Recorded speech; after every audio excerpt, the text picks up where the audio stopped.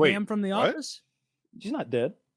No, I was joking about St. Louis celebrities, like like the weird like few that we have. Pam from The Office. It's just you added the late. Yeah. Oh, I didn't mean to say late. She is not dead. She's very much alive. That's good. I like that lady. Not working a lot anymore. Over the years, I've begun to like agree with the internet that Pam is a real shitty human being. That she's she is. She's real bad. So like just to lay it out, because I think everybody's an Office fan now, it seems like, but she's shitty. Jim supports her every step of the way, whether it's art school or her futzing around with her career, when she defrauds the company and makes up a position and then just lies about it and then collects a salary that she makes up. He supports her through all of that.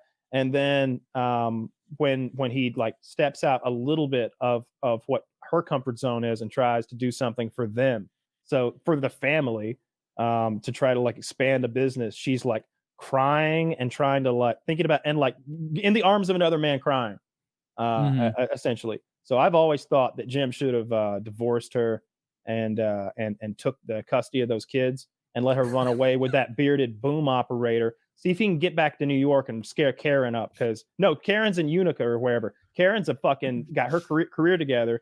They go to Philly together. They're a real power couple, and they could. Pam probably ends up, on the drink, on the drink. Who was Pam's original fiance? Roy. What was his name? Do you remember? Roy, a real. Do you remember winner. how Roy started thriving as soon as he got rid of Pam? Rocket ship, got his own gravel business. All right, dude's getting fit, got a beautiful wife. He's playing the piano. He's fucking serenading her. Yeah. He's like, baby, you know how I was taking. He's like, at their wedding. He's like, baby, you know how I said I was taking boxing lessons for the last 6 months? Actually, I was doing this.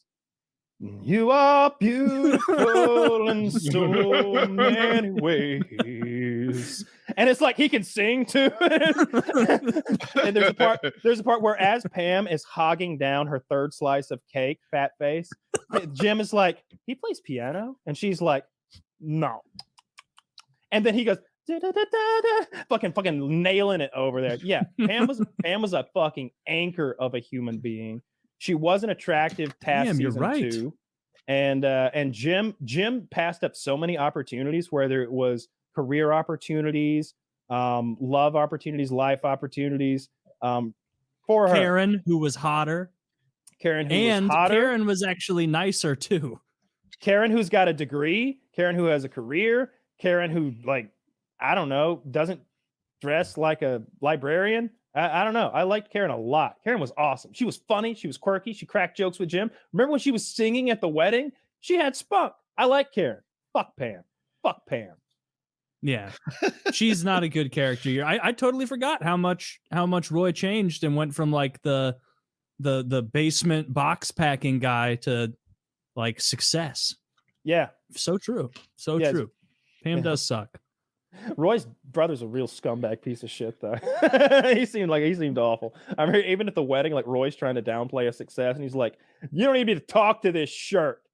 Man's got a $90,000 sports car." it's like everybody wants a hype man like that, I suppose. But man, it came off as shitty. I don't have the encyclopedic knowledge of The Office like you. I have watched it through probably twice fully. Every time Michael leaves, I kind of drift out and stop, because it's like this just kind of like as soon as Andy makes his seasons, like when Andy makes his first appearance on screen is the beginning of the end of The Office.